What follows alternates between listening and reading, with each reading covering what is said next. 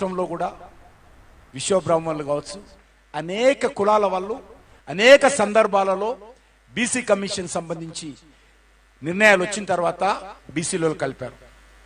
నరేంద్ర మోడీ గారు ముఖ్యమంత్రి కాకముందు, నరేంద్ర మోడీ గారు ప్రధానమంత్రి కాకముందు గుజరాత్ రాష్ట్రంలో కాంగ్రెస్ పార్టీ అధికారంలో ఉన్నప్పుడు వాళ్ళు నరేంద్ర మోడీ గారికి సంబంధించినటువంటి బీసీ సామాజిక వర్గాన్ని బీసీలో కలిపారు. కన్వర్టెడ్ బీసీ అంటారు. ఎందుకు ఈరోజు ఈ రాష్ట్రంలో బంజారాలు, లంబాడి సామాజిక వర్గానికి సంబంధించినటువంటి వాళ్ళు కూడా చాలా సంవత్సరాల తర్వాత 1971లో అనుకుంటాను వాళ్ళు కూడా ఎస్టీలో చేరారు. అయితే ఈరోజు లంబాడీలంతా కూడా కన్వర్టెడ్ ఎస్టీలా, విశ్వబ్రాహ్మణులంతా కూడా కన్వర్టెడ్ బీసీలా. ఈరోజు అనేక కులాల వాళ్ళు ఈ దేశంలో ఈ రాష్ట్రంలో చాలా మంది బీసీలుగా మారారు. వాళ్ళందరూ కూడా కన్వర్టెడ్ బీసీల కింద రాహుల్ గాంధీ లేకపోతే రేవంత్ రెడ్డి అనుకుంటాడా? చెప్పాల్సినటువంటి అవసరం ఉంది. నోటికి ఏదొస్తే అది మాట్లాడము, ఏది పడితే అది మాట్లాడము.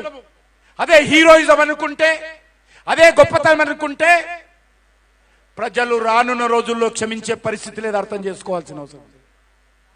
ప్రజలు క్షమించే పరిస్థితి లేదు.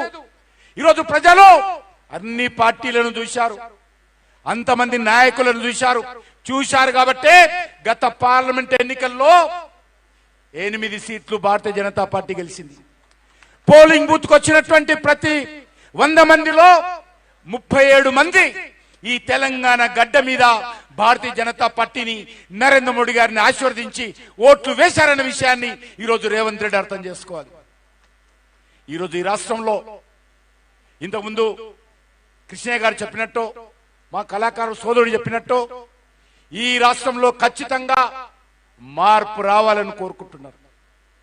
ఈరోజు అందుకే ఈరోజు కేసీఆర్ గాని రాహుల్ గాంధీ గాని ఎప్పుడు కూడా ఒకరినొకరు విమర్శించుకోరు.